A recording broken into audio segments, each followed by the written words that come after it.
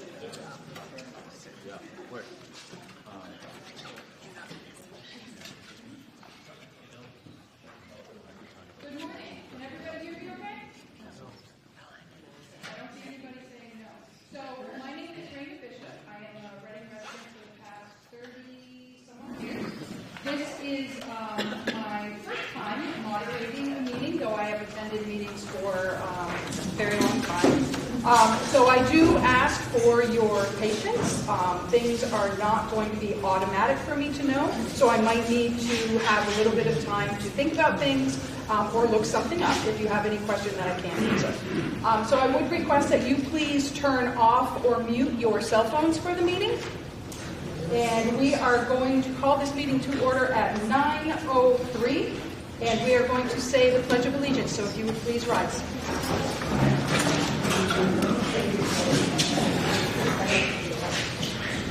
I pledge allegiance to the flag of the United States of America and to the republic for which it stands, one nation, under God, indivisible, with liberty and justice for all.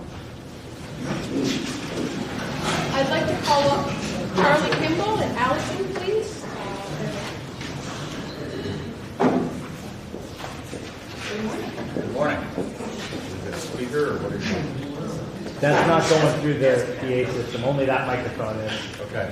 Do you want to speak louder? Sure. We got some recorders as well.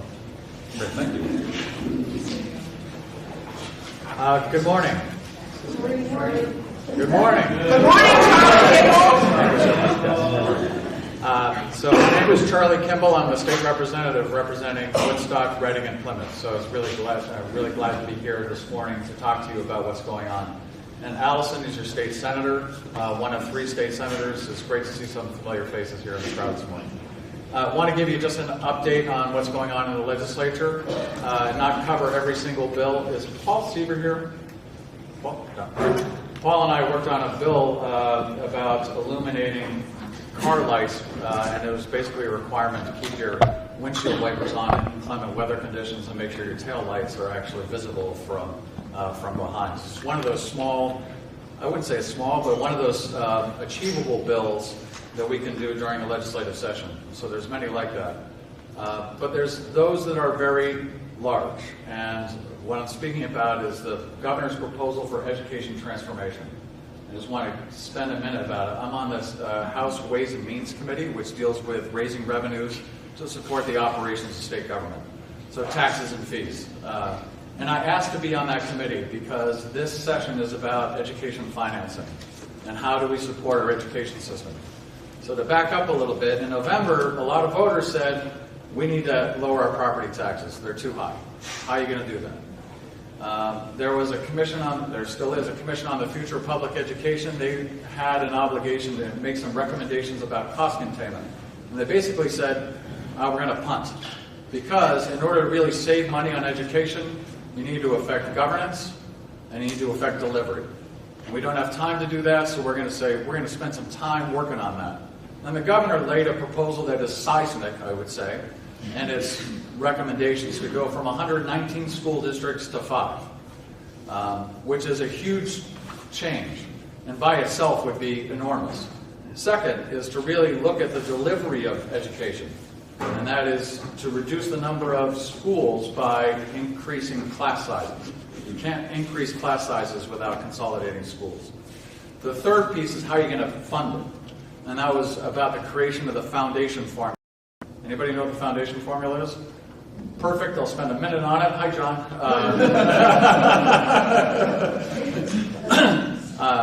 The foundation formula turns on its head as to how we currently think of paying for education.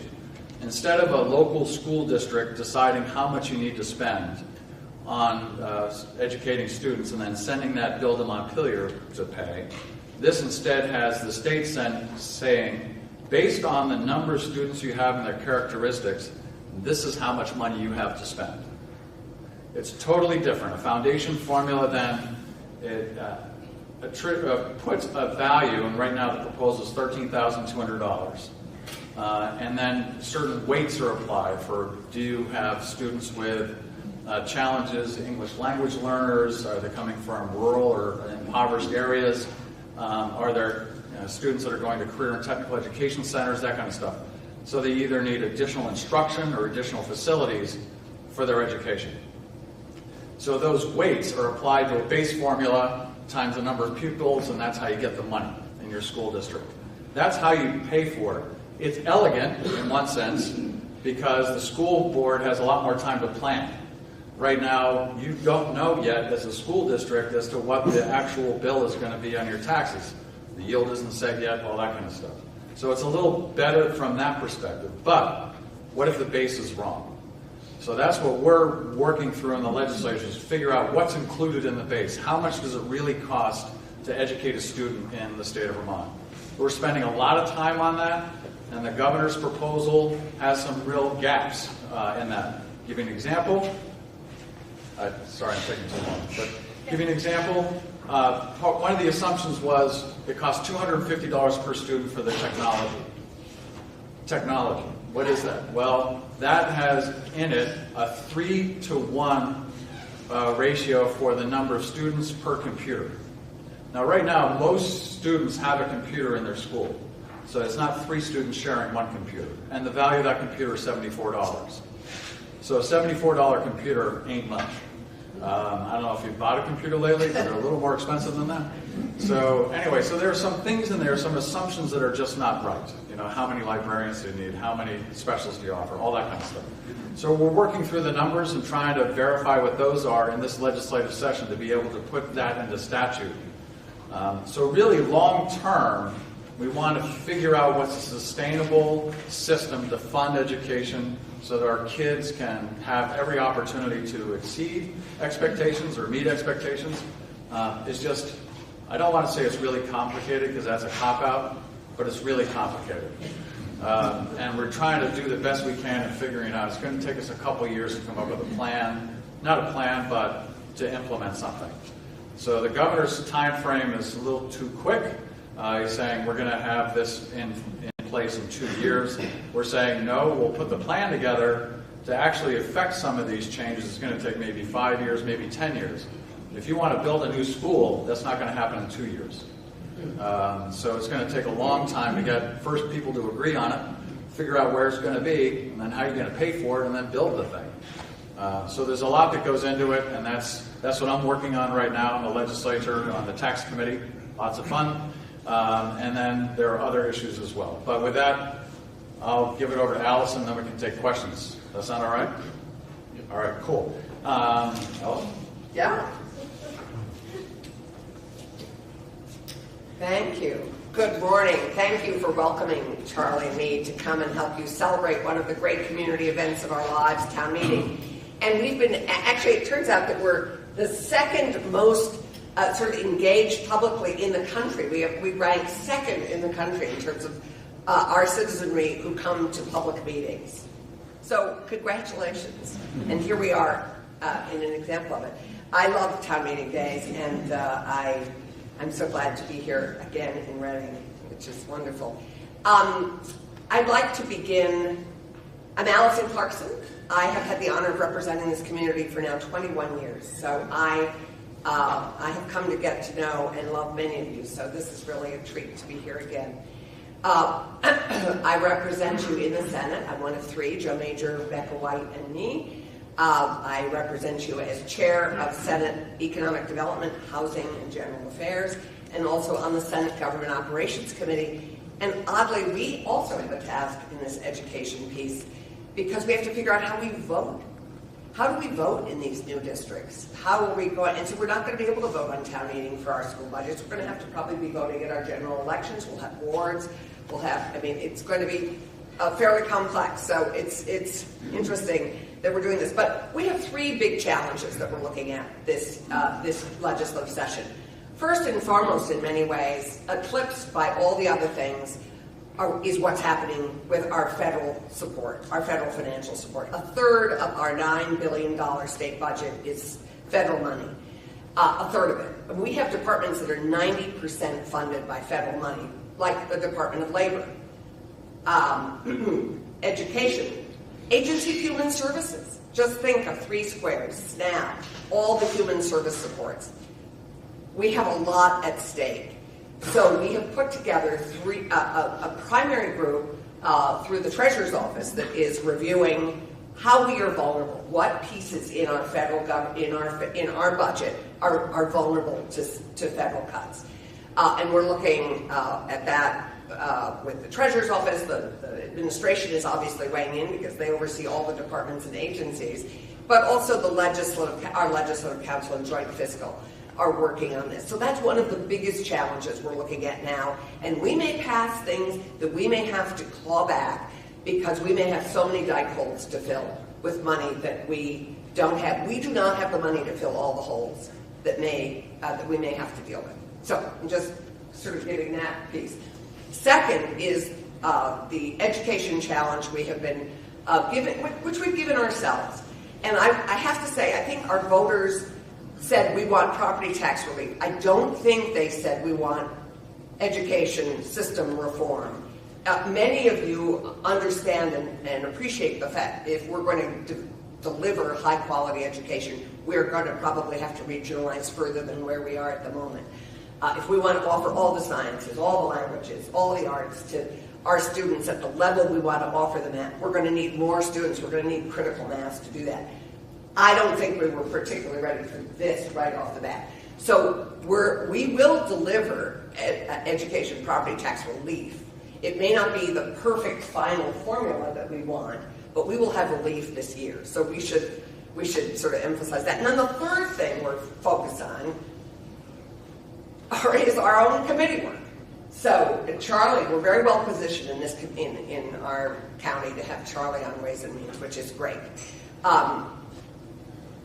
In my committee as chair, we are really focused on three areas: housing, economic development, and labor this year. Those are the three areas, and we are working really hard in housing on everything from creating an infrastructure financing opportunity for small towns like Reading, who might want to put in a 15-unit apartment building or a set of houses that's smaller, but you need more infrastructure. We're creating an infrastructure financing mechanism for small project-based opportunities for housing, and it's going to be focused on housing.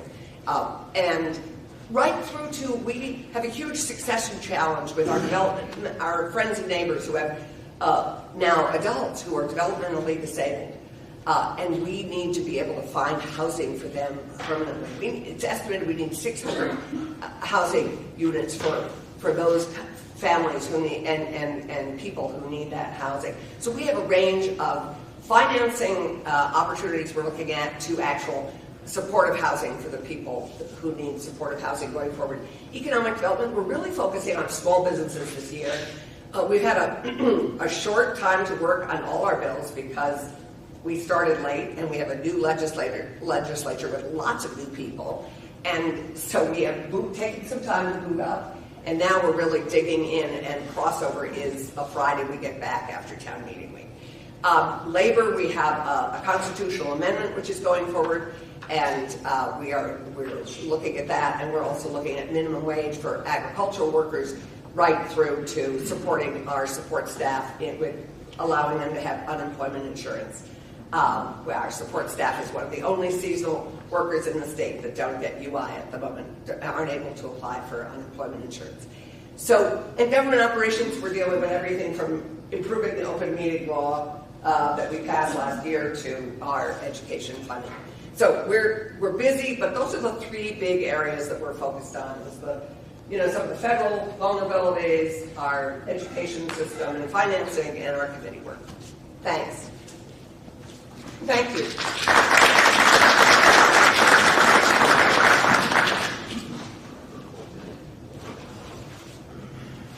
Excellent. And you will not be available after the meeting for questions? You'll be leaving. We have actually a vote in Woodstock. We have a couple votes, but we're happy to take one or two now if you want, and other. Do we have questions? Wow. This is an engaged group. They all know what's going on. They're an educated group. They are educated.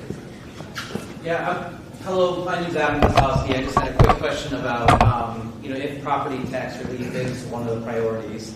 And from what I heard, it's certainly an amazingly complex subject, particularly with the backing off of federal funds and those sorts of things. It adds additional stresses to find the funds to make that stuff work. But a lot of what I heard, particularly for you, Charlie, is that we're still looking at 5 and 10-year time frames. Allison, you said this year you will have relief, but I believe that has to do with using the surplus to pay that off. So that's certainly not a sustainable solution. No. So I'm just curious to hear just a little bit more if that is a priority, and with a little shorter time frame, what is realistic? What are you guys looking forward to? I heard what isn't going to work and maybe what you're worried about working. Can we hear more about how you would make that happen if that is going to be one of your priorities? Yeah, that's certainly one of the reasons why I ran for office. Next year, there's the concept of buying down rates, or really lowering the education fund expenses by using general fund dollars to do it. And that's whether it's a surplus or whether it's raising money from income taxes to put into the education fund. So that is really what, right now, is the model, is to use that money to lower interest rates, or I'm sorry, lower education spending so your property taxes will stay level or go down. But the current school budget is being proposed by the district is in Reading, your school education tax rate should actually go down. And that they have proposed that, and that's up for the vote on Tuesday. So that's one thing. The other thing is that if you don't lower your education expenses, do you substitute the property tax for another tax? And so there's a lot of discussion around moving to an income tax to pay for education instead of a property tax. Some of the issues we look at, the income tax is considered to be more volatile year to year than is the property tax. Property doesn't move, the value actually stays fairly stable and it goes up, so it's really easy to predict what your tax income is going to be based on that. Income tax, not so much. But it also, income tax does show someone's ability to pay. And really, that's what we really want to come down to is someone's ability to pay their taxes isn't necessarily reflected in the value of their real estate. And so we have a complicated system of property tax credits right now. One of the things we're looking at is adjusting how that property tax credit is calculated. It's mind-numbingly complex. If you try to figure out, oh, I earn between $90,000 and $115,000, how much of a property tax credit do I get? If I earn over that, has anybody filled out that form? Yeah. Okay, anyway. And it would take a long time just to explain that. We sit in committees dealing with people that are explaining us the details of how the system works, and it takes a long time just to understand how it works. Happy to talk to anybody separately about that. But short term, and answer to your question, Adam, is using some of those one-time funds to lower property tax. Not a great fiscal move. Another is, can we use the grand list? John and I will have some discussions about this. Can we use the grand list and separate it so that second homes are taxed at a different rate than primary homes? So that's discussions that have been happening for a long time. Right now you have the inability to do that because anything that is non-homestead includes everything that may be a second home. It could be a farm, it could be a commercial building. It's just not a primary home of someone. So looking at that as a long-term implementation, can you then get your grand list so second homes are taxed at a different rate? So that's also something, but it's not going to happen immediately. So those are some things that we're looking at is how do you offer long-term property tax relief?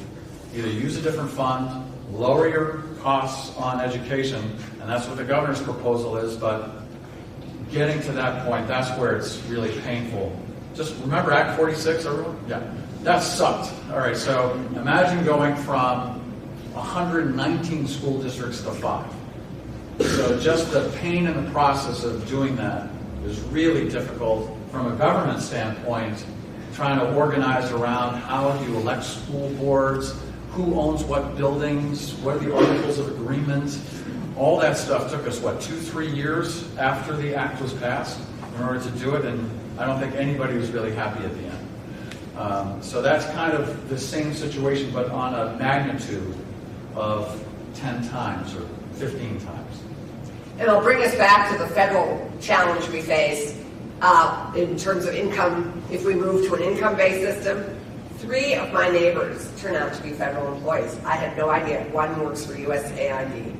And these, so, right off the bat, you have 3 Woodstockers plus the National Park.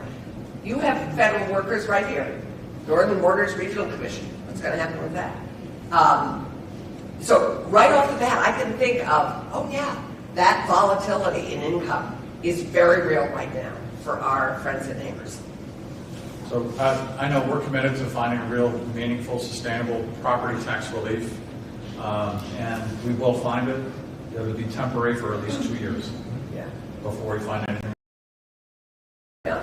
And in addition, there are a lot of other, I would urge you all, if you're engaged and interested, all on YouTube. If you have trouble sleeping, you can go to the legislative website and watch our committee meeting. Watch that committee meeting on those mind-numbing, and you'll be asleep in 5 minutes, I guarantee you. Some of our members, sadly, do. But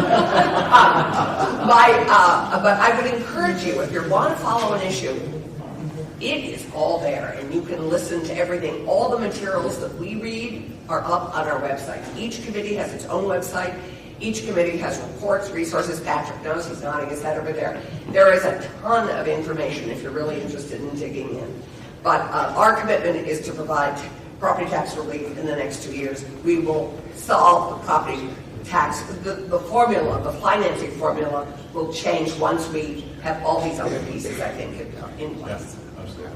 But, so thank you. Thank you. Thank you. Yeah. Thank you very much. Okay, so moving forward, using Adam as an example, if you have a question, please raise your hand. When you are acknowledged, please stand, state your name.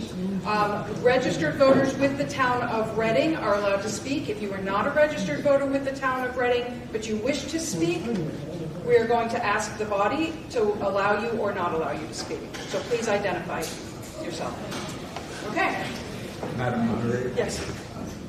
I'd like to, I don't know how I've missed this for 3 years, but one of the things that we always used to talk about before we got into the election, and this is all Australian ballot questions where you vote for whomever or whatever you want. One of the articles that was always in the town report was to act on the reports in the report.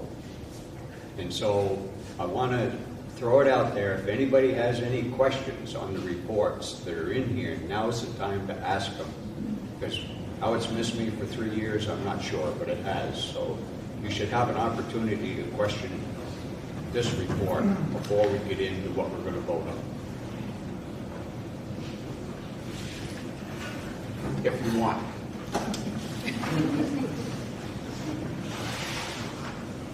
Okay.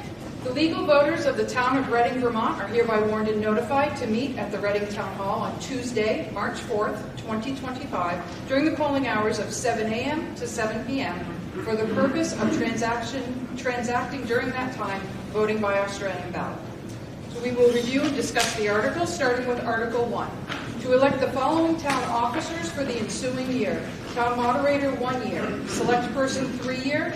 Lister, 3 year. Lister, 2 year. Auditor, 3 year. Auditor, 2 year. Trustee of public funds, 3 year. Library trustee, 5 year. Cemetery commissioner, 3 year. Do we have any questions? Any discussion? Yes. Hi, I'll come to the front and say everyone will connect. I don't know which mic I need to see. This one was just going to the camera, but if you want to amplify your voice, use that. Oh, yeah. Hi, I'm Bill Bacher. I've been on the Library Board of Trustees for 10 years now, and you'll see my name on the ballot when we go on Tuesday. I just wanted to take this opportunity, since we're all here together, to thank all of you for how supportive you are of the library. I feel like we all feel that the library is really important to our community. It's really important to every community. So, and I've been treasurer for about, 7 or 8 years now, so I see firsthand the support that we get from the town. So I just wanted to, like I said, thank you for this, and I'm looking forward, hopefully I get through Tuesday, and I'm looking forward to serving for another 5 years on the library board. So thank you.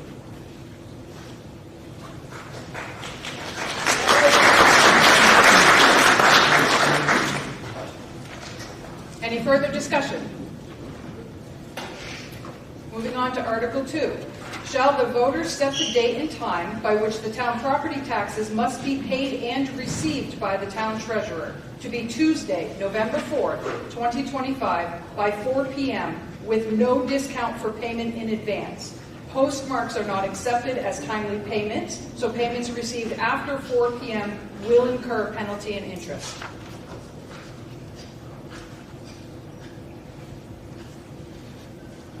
No discussion. Okay, that's great. Article 3. Shall the voters elect the town treasurer as collector of delinquent taxes for the ensuing year? No questions.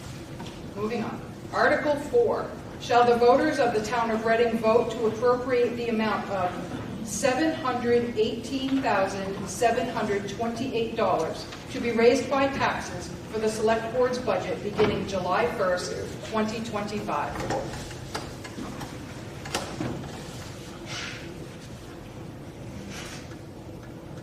No questions on the budget. I think that would be first. Not quite. Not quite?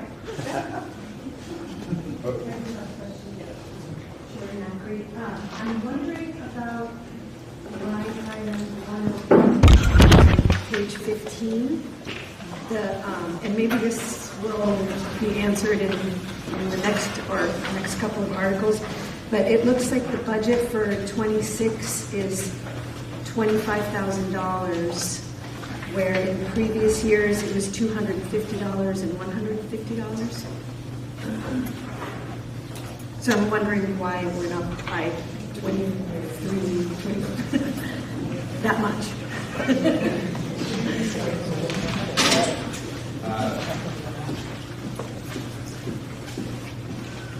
What Sherry has asked is line 108 in the budget, the auditor's amount being increased tenfold or more from what it's normally been to $25,000.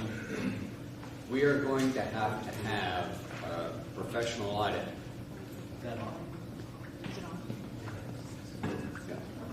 We're going to have a professional audit done because of the amount of money that we received from FEMA for all the flood work, as well as EWP for all of the brook work up along Mill Brook. Once that hits a certain amount of money, it's required that we have a professional audit. So whether or not the article coming up later about eliminating the audit. Hello. Say it again. Start over. Take no responsibility for this. This is mine. All right. Now I can hear myself. That's too loud? Too much? So going backwards, Sherry's question was about the $25,000 in the auditor account. We have to have a professional audit done. And the numbers that we have received to date so far range between $15,000 and $25,000 to get a professional audit done of the FEMA money, the EWP money, and also the town books. So that's why that is up there, is because of the FEMA payments that they have made to us, or will be made.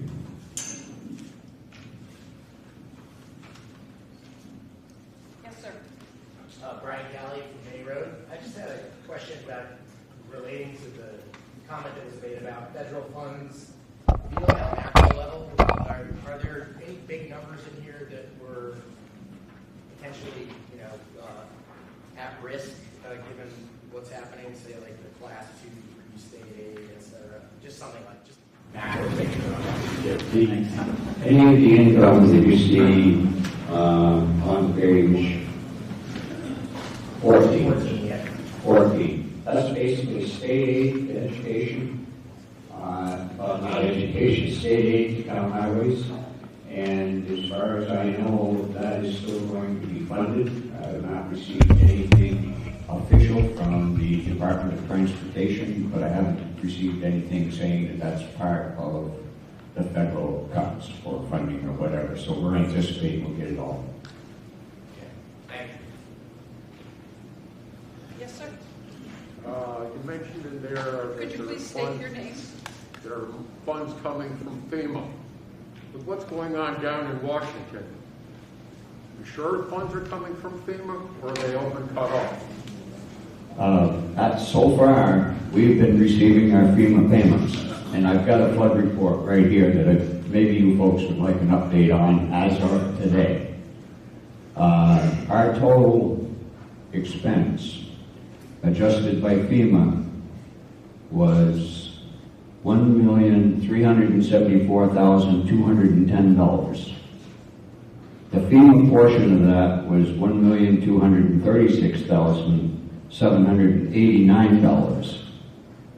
We have received so far $784,454, real money from FEMA. And the last project for the Grasshopper culvert was $503,725, of which $453,352 was FEMA money, and we learned just this morning that that has been obligated. That means that within 1 to 2 weeks we should have that money, which will make us have all the money that FEMA owes us, 90% of all the funds.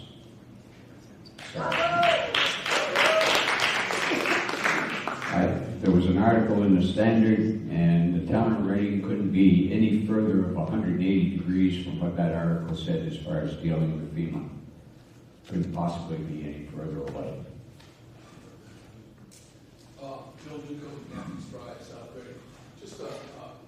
I just want to make a public thank you to Robert for having invested over 600 hours of his own time chasing this FEMA money for over a year and a half.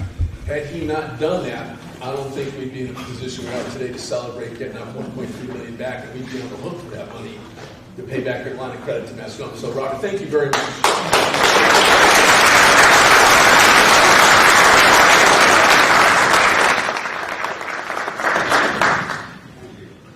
Just a reminder, please, when you have a question, rise and state your name. We are taking minutes. Thank you. Do you have any further questions?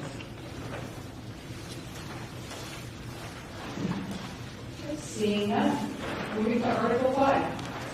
Shall the voters of the town of Reading authorize the elimination of the office of town lister in accordance with 17 ESA Section 2651 CE1 and replace it with a professionally qualified assessor who shall have the same powers, discharge the same duties, proceed in the discharge thereof in the same manner, and be subject to the same liabilities as are prescribed for listers or the Board of Listers under the provisions of Title 32.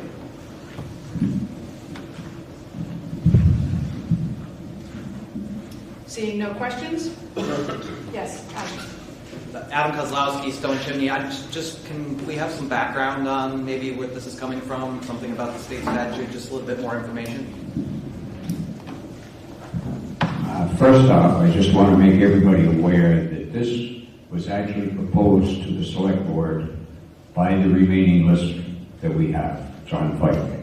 John, would you like to give him a brief explanation? Condensed.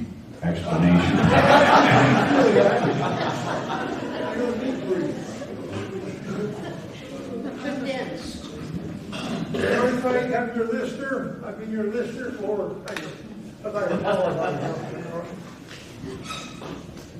been your lister for 23 years. And in that time, 18 of those were spent with Penny Allen. As you know, Penny died this past summer. And Neil was our lister. He was not filing for lister. So we had no listers filing. And I was left as one lister. You can't have one lister, because one lister is not a majority. Two listers can be a majority, but not one. So all that's going to happen when you do this, I will take off the lister part of my title and leave the assessor part on. I got my master's certificate in residential assessing about, 10 years ago. So nothing happens, just I become one person. You're hiring me, so I'm not elected. And you can fire me. So that's the way it works. My goal is to get the office ready for the next person that's going to take over this job, which would be another type of assessor down the road. And I think I got a couple more years in me. I'll turn 90 this year, but we're working at it. And so that's all it is. The biggest thing that happened was the lister today is very technical. It's mathematical based. And I had one person try to come in and say, I want to be a lister. I said, here's your handbook. That person came back 2 days later saying to my desk, I want to do this for the world. So most people don't know what we do.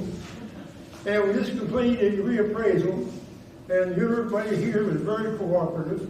And we're doing a good job there. Our value this year is 97.77%, almost at 100%. And as they doctored up the numbers that they did this, we actually benefited, and we went down even further. So it was pretty good. So that's it. I mean, it's, right now, Woodstock's doing it, West Windsor's doing it, Plymouth is doing it. They can't find people, and there's a good reason for it. So I'll take any questions. Go ahead. Lisa Kaya. So if we're expressing gratitude, I think we need to thank John. The only reason our taxes are going down this year is because John has maintained our common level of appraisal at or near 100%. The towns that haven't had recent appraisals are experiencing incredible tax increases, like Plymouth. I think 30% or something. So I just want to thank you, John, and I hope the service, that whatever we hire, can do the same work that you have done as effectively. So, thank you.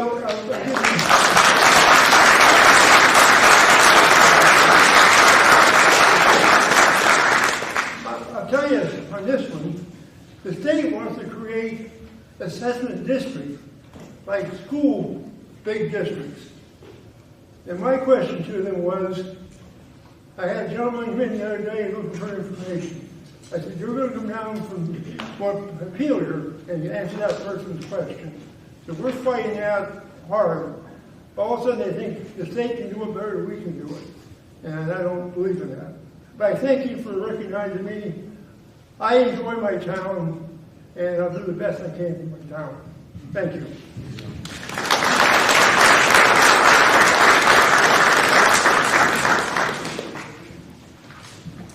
Do we have any further questions on that article? Seeing none, we will move to Article 6.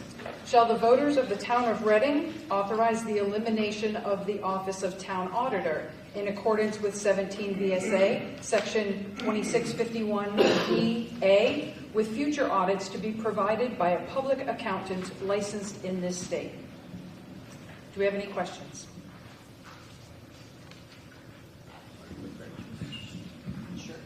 I don't believe Marion's in the room. This is another situation. We've had one vacant office in this auditor account for a long time, more than a year. This year, Charlene Hager decided not to rerun. Nobody applied for a position as auditor, and so we just figured that maybe this is another situation where that we need to go to a professional service. Yes, ma'am. Jane Cleveland. So where will a professional be hired from, and who will make the decision on hiring? So we'll have to research the people that qualify within the state of Vermont, and it would be done by the select board.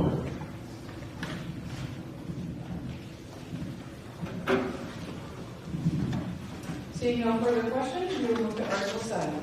Shall the voters of the town of Reading approve an exemption from the grand list for real property parcel ID 1212 owned by the South Reading Meeting House Association?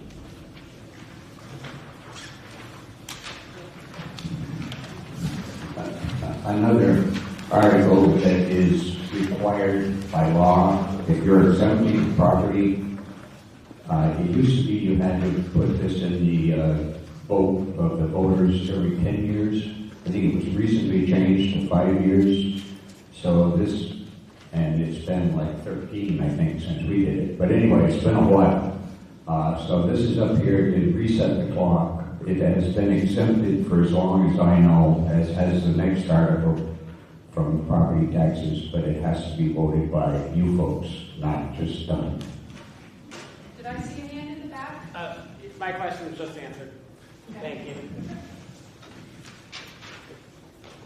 Seeing no further questions, we'll move to Article 8. Shall the voters of the town of Reading approve an exemption from the grand list for real property, parcel ID 1219, owned by the Belchville Cemetery Association?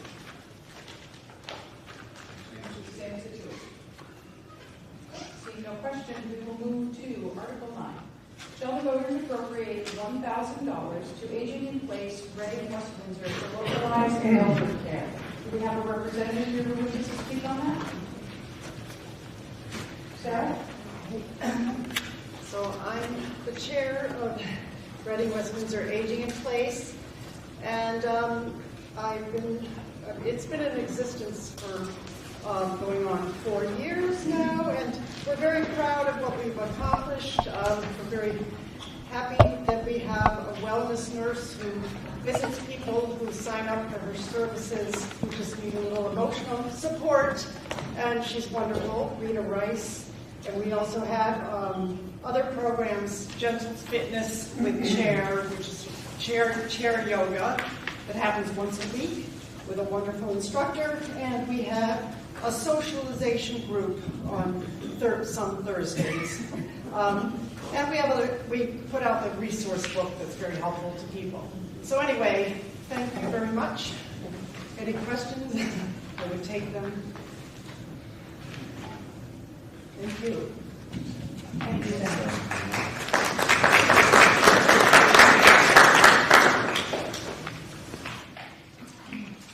Moving to Article 10, shall the voters appropriate $1,000 to Senior Solutions for health and wellness services?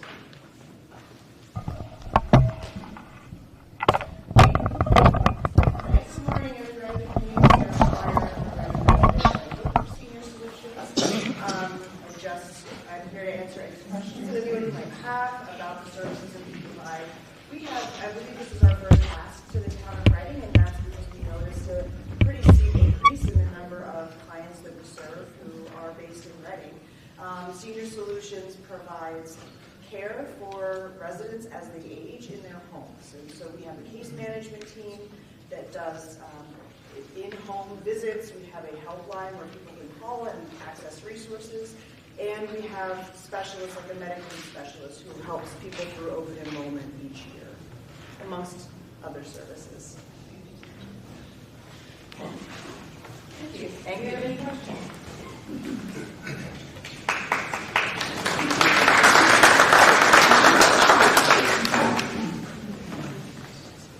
Article 11. Shall the voters appropriate $750 to Spectrum Teen Center for connecting teens to the community? Do we have any representative or any even parent who had a student take advantage of this program? The report is on page 53.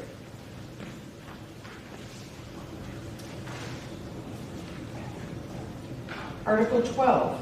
Shall the voters appropriate $1,000 to Mount Scottney Hospital and Health Center for reducing health disparities?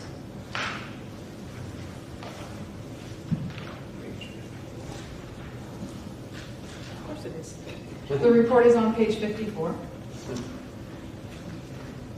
Article 13. Shall the voters appropriate $500 to Windsor County Mentors for youth mentorships? Let me guess, 55? Yeah, you're Page right. 55. Seeing no questions, our final article, Article 14. Shall the voters appropriate $850 to Okemo Valley TV for the support of operating expenses?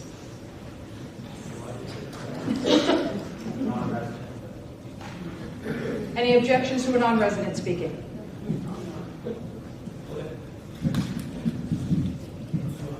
Full transparency, I'll put myself on camera this time. So thank you, everybody. Okemo Valley TV, my name is Patrick Cody. Though our building is based in Ludlow, we do serve Reading as well as several other surrounding towns.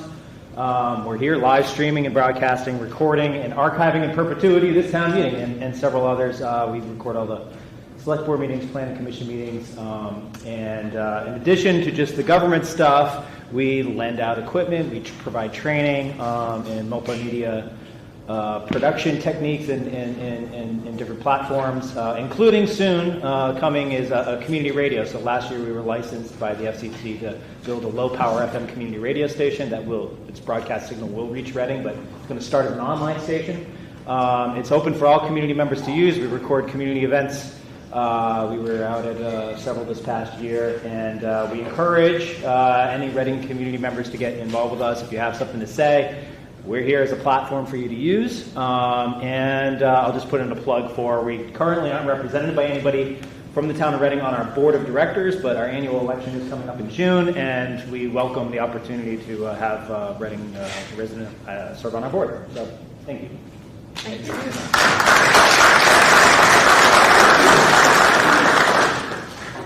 That ends our articles of discussion. Any other town business questions you have? Seeing none, I will entertain a motion to adjourn. So moved. Okay. Do we have a second? I second that. All right. Motion is adjourned at 9:48. Thank you, everybody. I appreciate the opportunity. You're great.